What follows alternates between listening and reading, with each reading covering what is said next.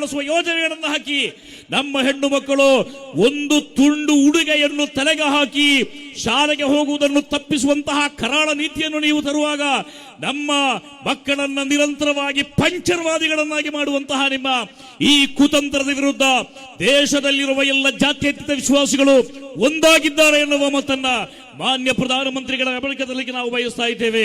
ಲಕ್ಷಾಂತರ ಹೆಕ್ಟರ್ ಜಾಗಗಳಲ್ಲಿ ಆಸ್ಪತ್ರೆಗಳನ್ನು ಕಟ್ಟಿ, ಶಾಲೆಗಳನ್ನು ಕಟ್ಟಿ, ಕಾಲೇಜುಗಳನ್ನು ಕಟ್ಟಿ, ನಮ್ಮ ಸಮುದಾಯಕ್ಕೆ ನೀವು ಸಂರಕ್ಷಣೆಯನ್ನು ಕೊಡಿ. ಬುಲ್ಡೋಸರ್ಗಳನ್ನು ತಂದು ಮದ್ರಸೆಗಳನ್ನು, ಮಸೀದಿಗಳನ್ನು ದಾಳಿ ಮಾಡುವುದನ್ನು ನಿಲ್ಲಿಸಿ.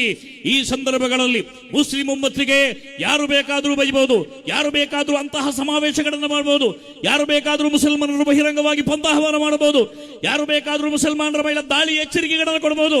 ಅಂತಹ ಒಂದು ಸಂದಿಗ್ಧವಾದ ಪರಿಸ್ಥಿತಿ ಈ ದೇಶ ಎದುರಿಸುವಂತಹ ಸಂದರ್ಭಗಳಲ್ಲಿ ನಿರಂತರವಾದ ದೇಶ ಭಾಷಣಗಳು, ನಿರಂತರವಾದ ಗುಂಪು ಹತ್ಯೆಗಳು, ಎಲ್ಲಾ ರೀತಿಯಲ್ಲಿ ಇಸ್ಲಾಮೋಫೋಬಿಯಾಗಳನ್ನು ಹರಡುವ ಮೂಲಕ ಟಿವಿ ಆಂಕರ್ಗಳು, ಸಂಪಾದಕರು ನಿರಂತರವಾಗಿ ರಂಗುರಂಗಿನ ಕಥೆಗಳನ್ನು ಕಟ್ಟಿಕೊಂಡು ಈ ನಾಡಿನ ಮುಸಲ್ಮಾನರನ್ನ ಕಟಕಟಲ್ಲಿ ನಿಲ್ಲಿಸುವಂತಹ ಒಂದು ಕ್ರಮಕ್ಕೆ ಈ ದೇಶದಲ್ಲಿರುವ ಎಲ್ಲಾ ಜಾತ್ಯತೀತ ವಿಭಾಗಗಳು ಒಗ್ಗಟ್ಟಾಗಿ ನಿಮ್ಮನ್ನು ಸಮುದ್ರಕ್ಕೆ ಸೆಳೆಯುವ ದಿನ ದೂರವಿಲ್ಲ ಅಂತ ಈ ಎಲ್ಲಾ ದ್ವೇಷ ಭಾಷಣ, ಸುಳ್ಳಾರೋಪಗಳ ಎಲ್ಲಾ ಟಿವಿ ಆಂಕರ್ಗಳ ವರದಿಗಾರನ್ನು ನಾನು ಈ ಸಂದರ್ಭದಲ್ಲಿ ಎಚ್ಚರಗೊಳ್ಳಲಿಕ್ಕೆ ನಾನು ಬಯಸ್ತಾ ಇದ್ದೇನೆ.